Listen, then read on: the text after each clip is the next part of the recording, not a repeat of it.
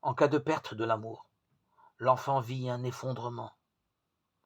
Par exemple, à la suite de deuil, notamment quand aucune explication n'est donnée à l'enfant qui se trouve devant un intense questionnement angoissant et sans réponse. Si l'enfant est très jeune, il peut vivre la mort d'un parent comme un abandon ou d'une séparation brutale et non comprise. Lors de la naissance d'un autre enfant, l'aîné est envoyé chez d'autres membres de la famille. Quand il revient, la place est prise par un ou une autre.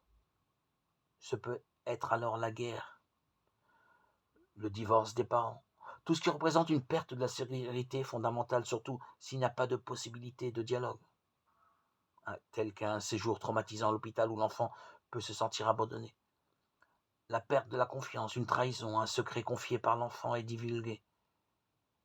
Il est alors possible que l'enfant se referme complètement et désire ne plus faire confiance à personne. Comment réagissons-nous à ce manque d'amour? La plupart du temps par la peur. Les enfants qui ont manqué de quelque chose d'aussi essentiel que l'amour, la reconnaissance, la sécurité ou la confiance, ont vécu une situation de détresse intérieure, qui est souvent demeurée inexprimée, et ils ont peur de retrouver de nouveau cet état, de revivre ce qui est pourtant du passé. Cette intense souffrance est toujours là. Mais ils cherchent à lui échapper, à la contourner par des solutions de remplacement qui ne sont pas conformes aux lois de vie et qui s'orientent en général vers deux directions.